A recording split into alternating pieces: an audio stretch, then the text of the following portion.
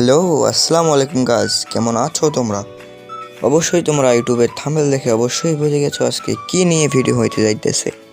হ্যাঁ, আজকে আমরা ব্লুস্টাইকে বাংলাদেশের কিছু প্লেয়ারদেরকে খুঁজবো। চলো বেশি দেরি না করে ছোট্ট একটা ইন্ট্রো ছাড়াই ভিডিও শুরু করা যাক।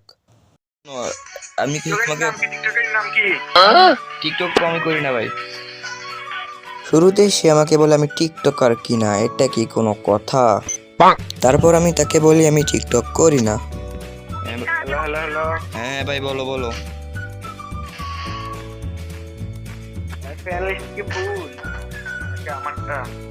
ভাই তোমার তো এত রিকোয়েস্ট দিছি তো ভাই, তাই না? হ্যাঁ হয়েছে, এখন হয়েছে ভাই। শুনো, এখন আমি একটা তোমাকে প্রশ্ন করবো। হ্যালো হ্যালো ভাই, ইরফান ভাই।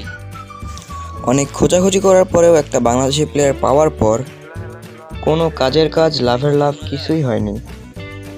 আর এই ব্লুস্টাইকের মধ্যে মাইক এত পরিমাণ গ্লিচ খাইতেছিল যে আমি ঠিকভাবে কথাই বলতে পারতেছি না।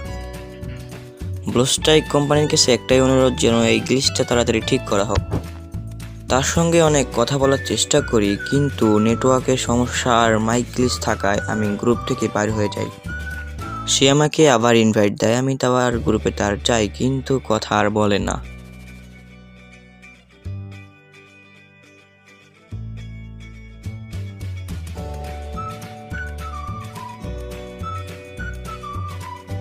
তোমাদেরকে আগেভাগে বলে দিতেছি, ব্লুস্টাইকের মধ্যে একাধিক গ্লিচ রয়েছে। তার মধ্যে আমি একটা ভিডিওর মাধ্যমে তুলে ধরেছি, যেটা হচ্ছে সকল প্লেয়ারদের জন্যই জরুরি।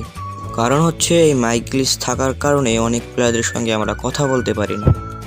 আর সামনে আমি ব্লুস্টাইকের কিছু গ্লিচ নিয়ে ভিডিও বানাইতেছি, যার জন্য তোমরা অপেক্ষা করো, যার মধ্যে আমি তুলে ধরবো ব্লুস্টাইকের সকল পরিমাণের গ্লিচ